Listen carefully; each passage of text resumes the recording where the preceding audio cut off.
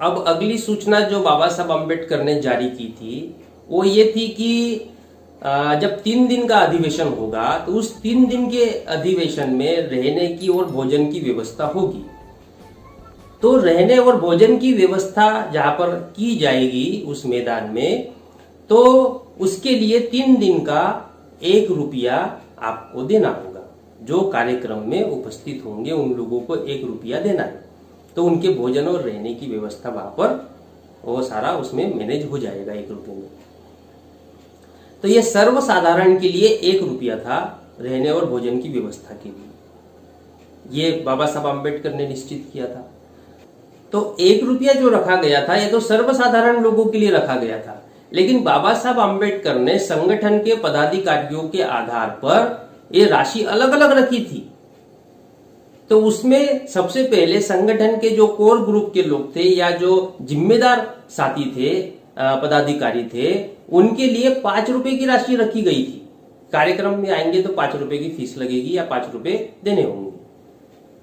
दूसरा, जो बाहर गांव से आने वाले पदाधिकारी थे, उन पदाधिकारियों के लिए 3 रुपए रखे गए थे कि वो अलग गांव से, बाहर गांव से आएंगे, तहसील से आएंगे, लेकिन वो पदाधिकारी होंगे, उनके लिए 3 रुपया था।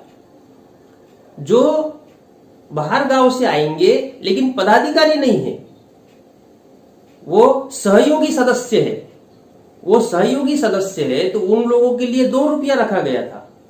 और जो सर्वसाधारण जनता है, जो ना पदाधिकारी है ना सहयोगी सदस्य है, लेकिन सर्वसाधारण जनता है जो उस कार्यक्रम में उपस्थित होंगी, उनके लिए 1 रुपया रखा गया था। और संपूर्ण महिलाओं के लिए, उन महिलाओं के लिए 8 आने रखे गए थे। तो इस तरह बाबा साहब अम्बेडकर ने कार्यक्रम का खर्चा भी तो नेतृत्व करने वाले को निकालना होता है, तो उस कार्यक्रम के लिए उन्होंने ये फीस रखी थी ताकि लोगों से वो पैसा लेके ही कार्यक्रम हो और फिर उनके ही स्वाभिमान का आंदोलन चलाया जाए। तब ये जो रखी गई थी, तो इसी तरह बामसेप के राष्ट्रीय अधिवेशन होते, तो बामसेप के राष्ट्रीय अधिवेशन में भी फीस रखी जाती है। अब हम फील्ड में जाते थे तो बहुत सारे लोग कहते थे कि भाई आप फंडिंग भी लेते हो, फिर वहां जाते तो वहां खाने का भी पैसा देना पड़ता है, इतने अलग अलग पार्टियों के लोग करते हो तो फ्री का खिलाते। तो हम तरह तरह के जवाब देते थे, लेकिन ये बाबा साहब अम्बेडकर कार्यक्रम लगा रहे हैं तो बाबा साहब से भी पूछा जा सकता है ना कि बाबा साहब आप काहे 5 रुपए 3 रुपए 2 रुपए ले देते जब सम्मेलन लगा रहे थे, तो नहीं लेना चाहिए था आपने भी।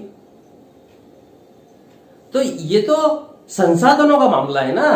संसाधन जब रहेंगे तब सम्मेलन होगा, सम्मेलन होगा तो समाज में जागृति आएगी, जागृति आएगी तो भविष्य निर्माण होगा।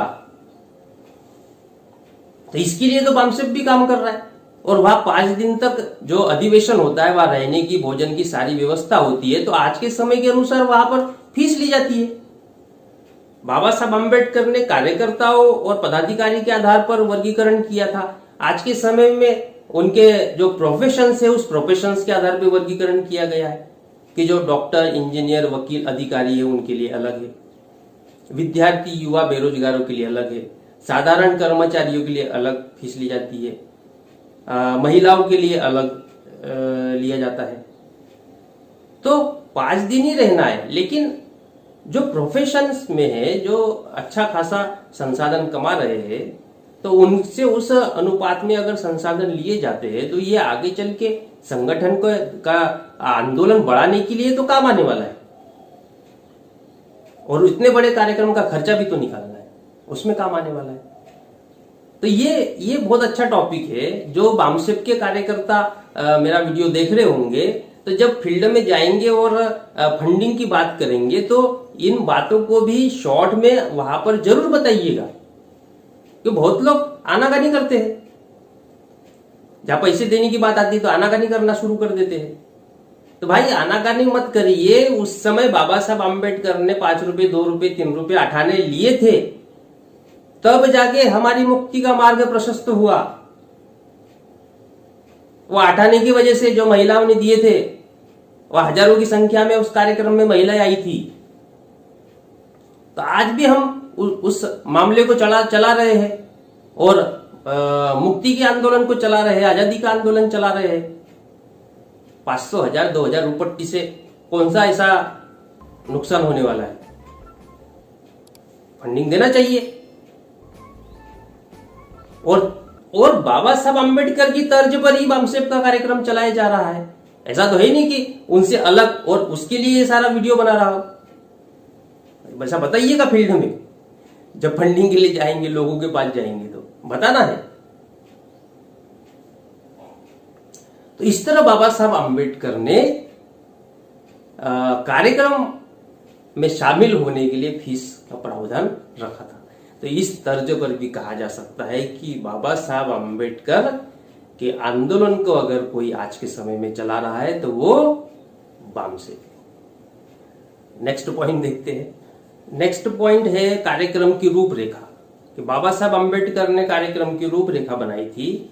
वो रूपरेखा इस तरीके से है कि शनिवार 30 मई 1936 को शाम 4 बजे से 5:30 बजे तक अध्यक्ष का जुलूस राजगृह दादर से लेकर सभा मंडप तक, 5:30 बजे से 6 बजे तक स्वयं सेवकों की तरफ से डॉक्टर बाबा साहब अम्बेडकर और अध्यक्ष को सलामी, 6 बजे से 9 बजे तक स्वागत अध्यक्ष का भाषण, और 9:30 बजे से 10:30 बजे तक भोजन अवकाश रहेगा, और 10:30 बजे से 11:30 बजे तक वरिष्ठ कार्यकर्ताओं की बैठक चलेगी, और 11:45 से यानी 11:45 बजे से मनोरंजन और अन्य विभिन्न कार्यक्रम।